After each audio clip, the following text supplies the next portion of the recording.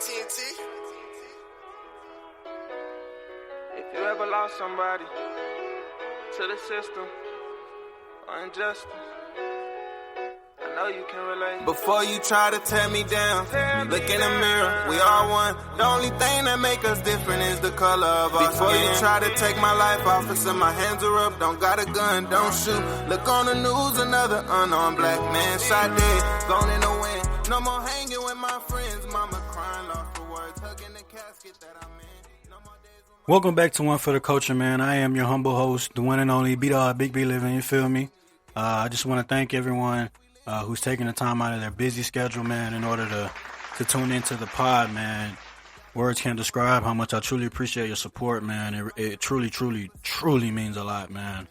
I hope everyone has had a great year this far. You know, we were already in March, about to be the middle of March, man. It seemed like it was just January 1st, you know what I'm saying? I hope that everyone is working towards their yearly goals, their monthly goals, weekly goals, daily goals. And if you don't have any, man, get some, man. The worst thing is to be in the same position that you were in last year, man. So I pray and ask that everyone's healing and growing as people, man. I hope everyone's also staying safe, man. You know, we've been in this pandemic, man, for about 2 years now. Yeah, it's March. Yeah, about 2 years now. And, you know, I know people who have lost family members, loved ones, due to the virus, man. It's critical that everyone is staying safe, man. I hope everyone's masked up, especially if you're unvaccinated. You know, I can't really tell anyone what they can and can't do, you know, as far as the vaccination status, you know, to each his own, obviously. But, you know, I just pray and ask that you're not just thinking of yourselves, but the people around you, you know, your loved ones, your family members, your friends, your associates. You know, you go out, you go to the grocery stores. You know, the decisions that you make in this pandemic, man, they affect everyone around you. So just be cautious of that, man. Be aware of that. Be mindful. Think of other people so we can decrease some of these numbers, man. I pray for those families who are grieving, for those who have lost someone during this pandemic. It's an extremely unfortunate situation. So I definitely want to keep y'all in my prayers, man, and shout out to y'all, man, for I know it's hard, man, but y'all keep going, man, and love and shout out to y'all.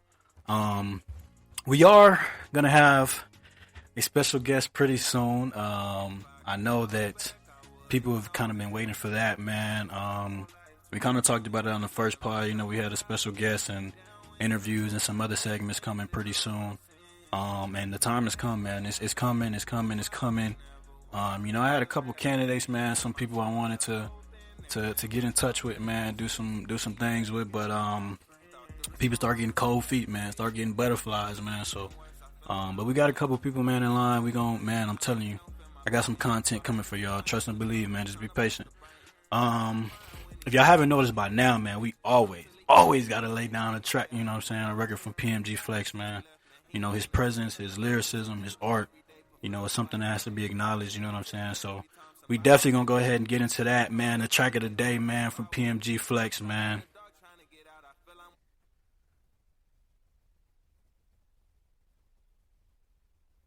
Come on, baby.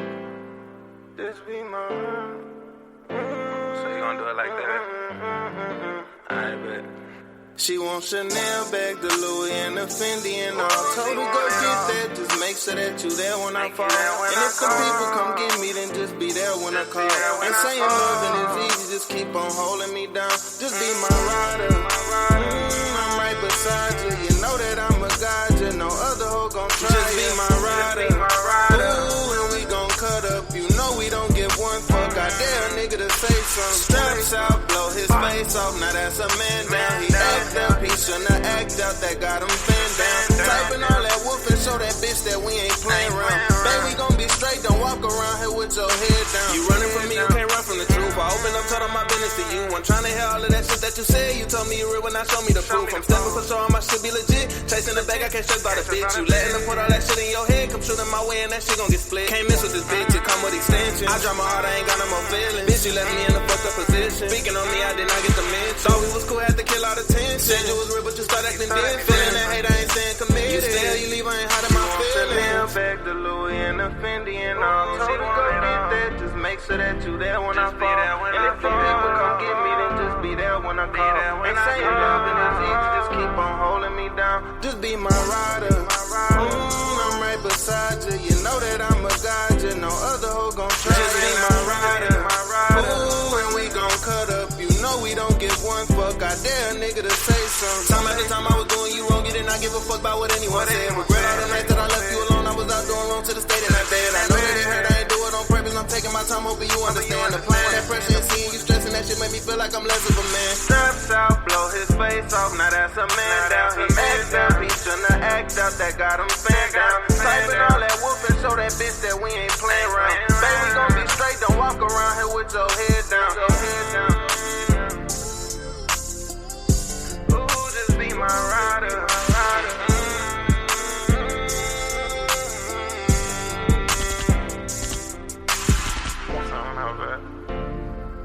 Yeah, come on. Just be my rider. Ooh, I'm right beside you.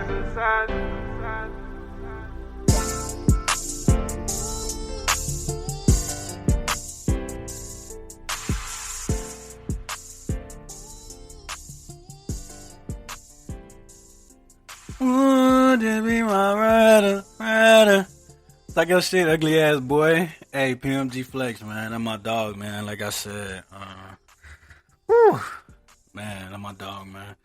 But let's go ahead and get into it, man. I don't want to waste any more time, man. Let's go ahead and get to the meat and potatoes of the pie, man. I know that's what y'all came for, man.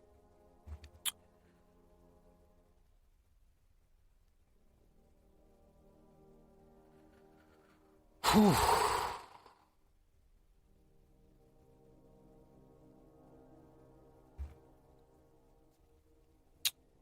Quote of the day, man. The quote of the day.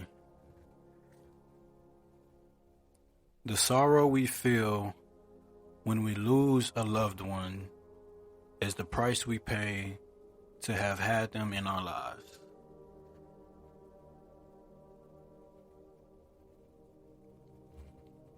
The sorrow we feel when we lose a loved one is the price we pay to have had them in our lives. Quote of the day. I think that resonates with a lot of people. I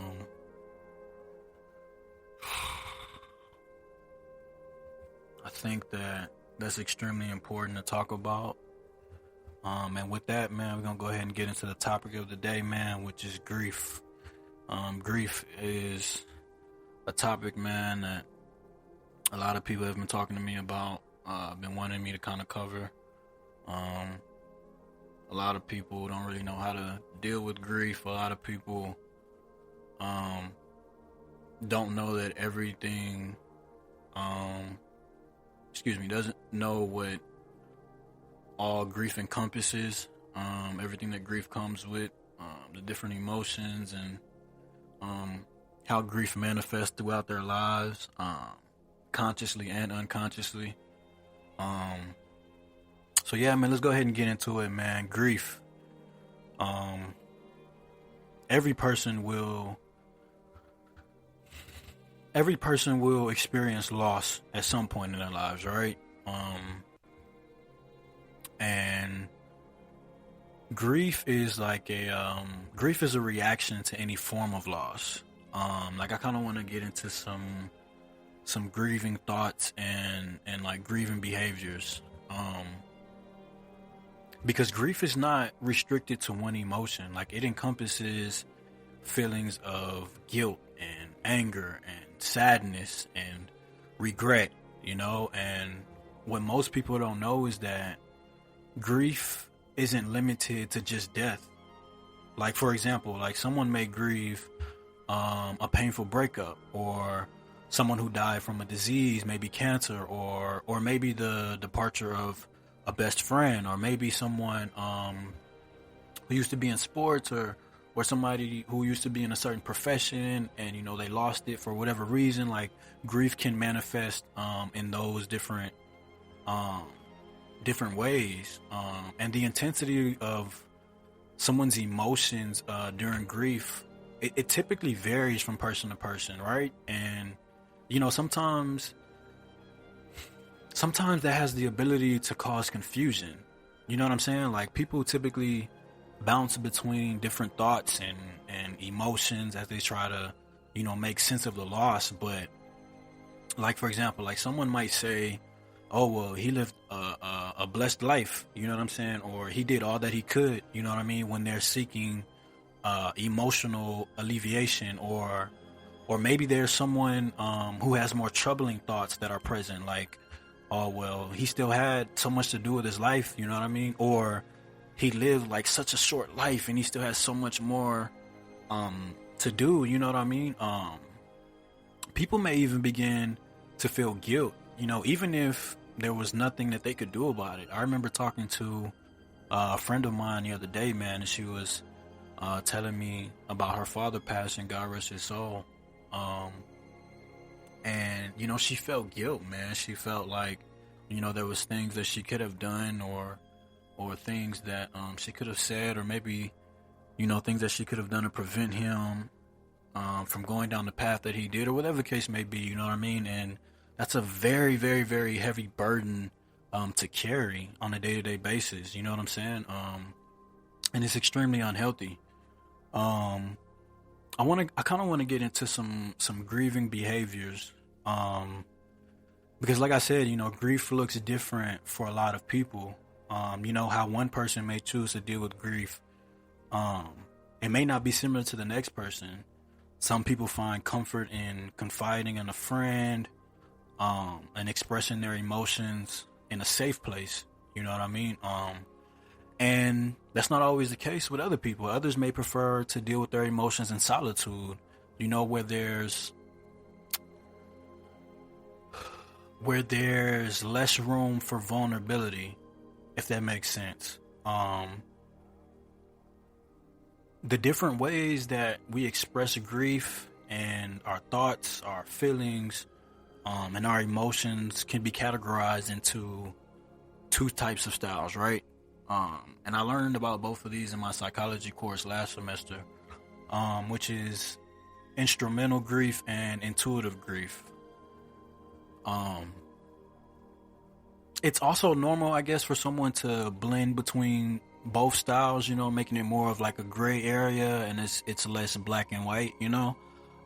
So like instrumental grief, as I mentioned, it's typically considered a masculine way of grieving, if you will. Like, it focuses primarily on like problem solving tasks, you know, like this style, it typically avoids or minimizes any sort of like emotional expression, you know. It's like it's more thinking and feeling, like it's being physical, you know. People with this type of grief or style, they express grief through doing something, you know. So it's like the need to distract oneself by constantly staying in something, doing something, going out, you know. So they're able to distract themselves from the difficult and uncomfortable emotions that come with grief, you know. Like that's their way of dealing with it and handling with it, you know. And me personally, like I said, like instrumental grief, I don't believe it's a healthy way.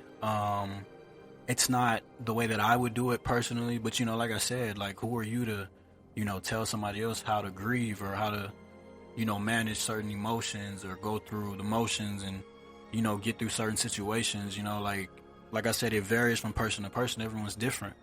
And then we get to the second style, which is like intuitive grief. And intuitive grief is basically like, it's based on it's based on a heightened emotional experience, right? So like this style involves like sharing feelings and emotions and exploring the lost relationship and like considering morality, you know, things like that. Like this type of person they're better with expressing their emotions. They feel more secure with doing so. You know, they're able to um, reach out to people in time of need and confide in them. Um, you know, to help them with the situation. And you know, like I said, like this, I feel like this is probably more of my style. You know, I feel more comfortable with confiding in my loved ones, my family members, in a time of grief. And I guess I kind of typically blend between both styles, which I feel like a lot of people do.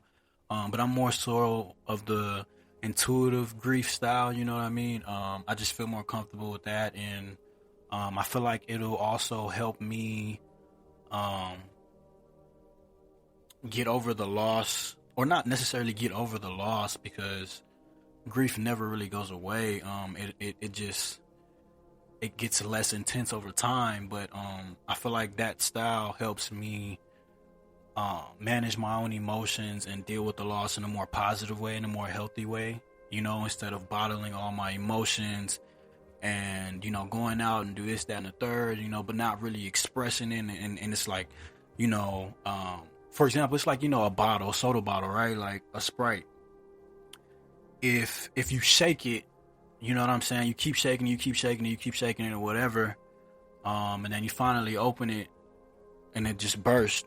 You know what I'm saying? I feel like that's like a lot of us humans, you know what I mean? We keep everything bottled up. We don't really express anything, you know. And then we finally get to a breaking point, and then boom. You know what I'm saying? So, like I said, you know, there isn't a black or white answer to grief, excuse me. Everyone grieves in their own way, you know, and on their own time. Like, some people are more open to vulnerability and, you know, they dive deep into their emotions, and others are more stoic, you know what I'm saying? And impassive, and, you know, they prefer to just distract themselves from simply dwelling on something that they feel like they can't change. You know what I mean? It's like, at the end of the day, you know, what happened, you know what I'm saying? And I can't change it. So why would I dwell on it? You know what I'm saying? So that's how some people think. Those are the mindsets of probably most of the people I know, if I'm being honest. So yeah, I want to get into the 5 stages of grief, right? You know, of course, I'm a psychology major, and learning more about grief this semester, like I did last semester, my psychology course. You know, I learned that there was a psychiatrist, actually, that was named Elizabeth Ross, who pioneered the study of grief. And although we all go through grief differently, these are normally the stages we all experience at some point in time when we talk about grief, right? So, like, even though there's 2 different styles of grief, you know, and like I said, I guess people can tend to blend between both. There isn't always a black or white answer. These stages are normally stages that we all go through, no matter what the style is. So the first style being denial. The first stage being denial, which is a state of shock. You know, it's a reluctance to reality. Like, if I lose someone, right? Like, for example, if I've known somebody my whole life, right? Like, we were really, really close friends, or really, really good friends. And I've known them my whole life. And, you know, we get to college and they move out of state. You know what I'm saying? And we don't really keep in contact anymore, whatever the case may be. It's like, damn. You know what I'm saying? Like, there's no way that I really just lost this person, or I really just lost everything that we've built, you know, our bond, our connection. It's just like, it's you live in such a state of shock. It's just like, no. And you're really extremely reluctant to reality. You know, it's just like, nah, there's no way. Or if someone passes away, you know what I'm saying, and they're gone, you know, the next day or the next couple of days, next couple of weeks, it's just like, fam, ain't no way. There's no way in hell that this person is really gone. You know what I'm saying? And then after you get through that first stage, you get to the second stage, which is anger. And during the anger stage, you have a better sense of reality, right? And your emotions are extremely heightened, right? So it's like, now that I'm kind of understanding what's really happening, and I'm not as reluctant as I was in the beginning to start it off. You know, when I first experienced this loss, my emotions are extremely heightened. They're all over the place. Maybe you're in a state of ambivalence, which is mixed emotions. And like now you're full of rage. You know what I mean? It's like, fam, there's no fucking way that this person is gone or this thing is gone, whatever that may be. And it's like, so you go through this state of ambivalence, you know what I mean? And you get to the third stage, which is bargaining. And it's like the what if scenarios. It's like, damn, like I spoke about earlier, when I was talking with one of my friends a couple weeks ago, it's like, damn, what if I would have did that? Or damn, maybe if I would have did this, got my act together, maybe she wouldn't have, you know what I'm saying? Or maybe if I would have helped Pops do this, and maybe he'd still be here. You know what I'm saying? It's like, damn, like what if? You know what I'm saying? So like when you combine all of that, the denial, the anger, and the emotions are heightened, the bargaining, the what if scenarios, then you get to the fourth stage, which is depression. And we're all familiar with depression, right? And everything that comes with, and it's more or less intense sorrow and distress, you know, and that's typically where the isolation comes, the solitude, the wanting to just be alone, you know what I mean? Like it's just so like not really wanting to get out of bed, or not even having the ability to be able to get out of bed, you know, not being able to eat, not being able to really socialize with people, not really wanting to be seen out and about. It's just like you're doing your own thing. Maybe you're crying a lot. It's just like it's all hitting you all at one time, you know, like that's really, really, really difficult to manage. You know what I mean? And then when you finally get through all of that, the denial, which is a state of shock, and then the anger, which is the heightened emotions, and the rage, and then the bargaining, which is the what if scenarios, and then the depression, which is the intense sorrow and distress. Once you finally made it through all that, then you finally get to the fifth stage, the last stage, which is acceptance.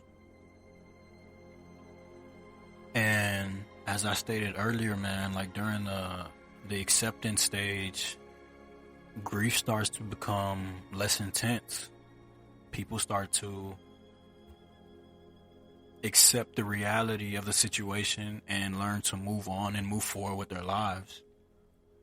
You know, it's like, okay, I understand that this hurts. It hurts a lot, and I'm not saying that I'm not hurting anymore, but I'm allowing myself, and I'm giving myself permission to accept the loss for what it is, and now I can move forward with my life. It's not to say that I don't miss this person, or I don't miss this job, or this sport, or whatever it may be for you, whatever the loss was for you. It's not to say that you don't miss it and you don't still love it, you don't cherish it. It's just to say that, you know what, I accept it for what it is, and I'm choosing to move on with my life. Now that I know better, I can do better. And you just move on with your life, you know? And, you know, once you get through all 5 of those stages, and you get to the acceptance stage, and it's like, all right, where do I kind of go from here? You know, you kind of get to the process of recovering from grief. And, you know, as I've stated many times, like, grief looks different for many people, and so does its timeline. You know what I'm saying? Like, some people can recover from grief within a few months, depending on the circumstance and the situation of the person.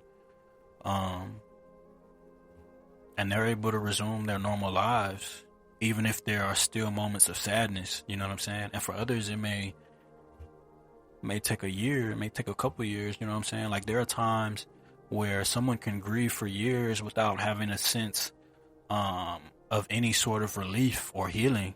You know what I mean? And then that's when other mental health issues, such as depression and loneliness and anxiety, can have a big impact on what that timeline looks like. You know what I mean?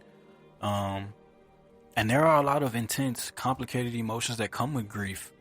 But that doesn't necessarily mean that joy and contentment and occasional humor have to be absent. You know what I mean? Self-love and self-care, maintaining and having meaningful relationships and positive social interactions can be very, very pivotal in recovering from grief, and getting back on your feet and getting back on track with your life. You know what I mean? But just because someone experienced those things, occasional joy, it doesn't mean that the grieving process is over. One of the most difficult challenges to dealing with loss in any form is adjusting to a new reality. I feel like adjustment may require us to do things that force us out of our comfort zone, you know what I mean? Or we may have to develop new routines that we didn't have before, or it may force us to reconsider our lives and our futures. You know what I'm saying? Like, having to find a new sense of identity can be scary. You know what I'm saying? Like, if you've been with someone for so long, you know what I mean, and y'all have had that type of bond and connection, and it's become a part of who you are. This person has made you a better person. Y'all have experienced experiential intimacy, intellectual intimacy, depending on the relationship. Maybe it was sexual intimacy, maybe it wasn't. Whatever the case may be, this person has helped you become such a better person, mentally, emotionally, physically, spiritually, whatever the case may be. And then you remove this person from the equation, having to find that new sense of identity, that's extremely difficult. You know what I'm saying? Like, that's really, really, really hard. No matter the age, no matter the situation, that's difficult for anybody. You know what I'm saying? And then we get into like stuff like disenfranchised grief, for example. Like, so disenfranchised grief occurs like when a person's mourning or grieving process is restricted in some way, right? So like, this is unfortunate, and it really does piss me off, but society can stigmatize a grieving process or refuse to acknowledge the loss altogether, right? Like, grief can be disenfranchised for several reasons, actually. Like, for example, society tends to devalue certain losses, right? Like, for example, the loss of a dog. It often accumulates less sympathy than the loss of a human family member, right? And others may just be like, fam, it was just a dog, fam. Like, or bro, it was just a cat. You know what I'm saying? You really can't be too bent out of shape over this. Like I get it, I went through it, but come on, fam, are you serious? You know what I'm saying? Or somebody may accuse the person of being too emotional, you know what I mean? But like, what people don't realize is, like, research shows that the mourning period for a pet is about the same length as for a human family member. And I bet you a lot of people didn't know that. You know what I'm saying? But because society devalues the loss, and we live in a society today where if you hear things enough, you know what I'm saying, people will start to believe it's true. Then everybody else will start to devalue the loss. You know what I'm saying? So like, that's kind of like the stigma that goes around. Or like, the loss is ambiguous, for example. Like, someone who was adopted, they may grieve the loss of their birth parents, even if they're still alive. You know what I'm saying? Like, if a loved one has like late stage dementia, for example, like, family members may feel as if like the person they knew is gone. You know what I mean? It's like, even though this person's still here, like physically, like mentally, emotionally, spiritually, like their presence, their identity, their just who they were as a person, it's like they're not even here anymore. They're non-existent. You know what I mean? Like, that loss is ambiguous. You know what I'm saying? And that can cause disenfranchised grief. You know what I mean? Or society tends to like stigmatize the circumstances of the loss. Like, for example, people who go through pregnancy related loss, like, and it's often considered like taboo, I guess. But like women who undergo a miscarriage, like they may feel guilt and shame, and they may avoid telling others about the loss to avoid being blamed. You know what I mean? Like, that's extremely hard for women, and I feel like that's something that doesn't get talked about enough as well. Like, the type of things, the type of emotions, and the mental fortitude that goes into miscarriages and abortions, and how hard and how difficult and how uncomfortable that is for women, and I guess not just women, but the two people who were involved in that situation and having the child in general. Like, that is really, really difficult. You know what I'm saying? But because society stigmatizes like the circumstance of the loss and all, like, that really isn't that important. You know, they weren't even here, they weren't even born, or like, so it's like, why are you even really tripping off of it? You know what I'm saying? And it's like, that's really, really hard to deal with. You know what I mean? Like, that's extremely difficult, and I feel like that's something that doesn't get talked about enough. I feel like another example of disenfranchised grief too, is like others don't, like, people don't consider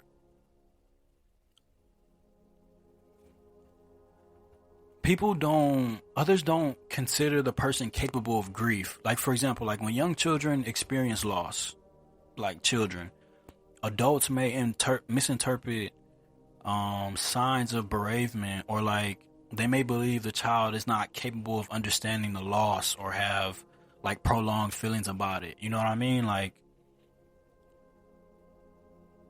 we can feel that. You know what I mean? Like, even though we're children, like, and we may not totally understand like what's going on or whatever the case may be, like, we're still human at the end of the day. We're not incapable of human emotion. We can feel when mom is not there, dad's not there, uncle's not there, grandma's not there, whoever. It's like, fam, I went from seeing pops every single day and now all of a sudden he's not here. So that means we're incapable of grief. We're incapable of human emotion, sadness, depression, loneliness, isolation, abandonment, neglect. No, that's not the case. You know what I'm saying? Like, just because we're young, we're children, we're adolescents, whatever the case may be, like, we're still capable of grief. You know what I'm saying? So those are some examples of disenfranchised grief. If society does not recognize a loss, like, the person may have trouble accepting it themselves. You know what I mean? Like, and they may try to repress or deny their emotions. Like, shame, guilt, and secrecy can make the symptoms of grief more severe. You know what I mean? Like, social support is vital and extremely pivotal and important to recovery.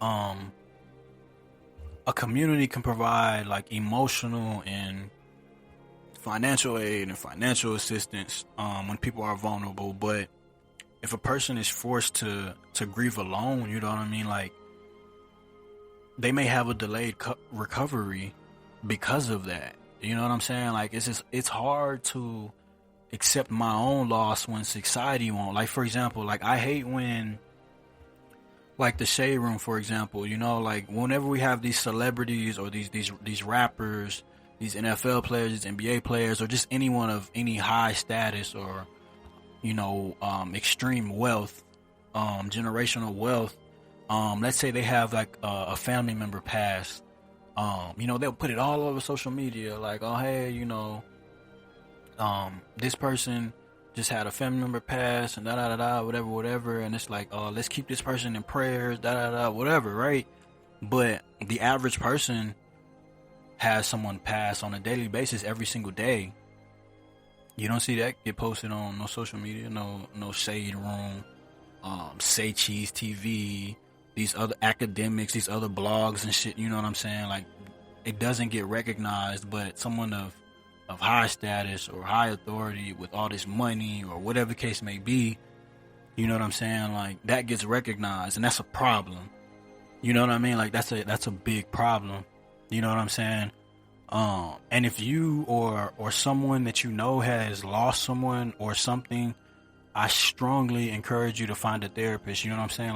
Like therapy can help with any sort of loss. You know what I mean? Whether it happened recently or a few years ago or childhood, or whether society validates the grief or not. You know what I'm saying? Like, I feel like therapy is an opportunity to explore your feelings and your memories and emotions in a safe place, free of judgment. You know what I mean? Like, no loss is too big or too small to warrant love and support. You know what I mean? And you don't have to endure grief alone. You know what I mean? Like, and that's the whole purpose of therapy. You know what I'm saying? Like, it's a safe place, free of judgment. You know what I'm saying? So yeah. With that being said, you know what I'm saying? Thank you all for tuning in. You know, tell a friend to tell a friend. To go like, comment, subscribe. You know what I'm saying? And we're gonna be back with episode 4. You know what I'm saying? Peace and love. I hope everybody's had a happy new year.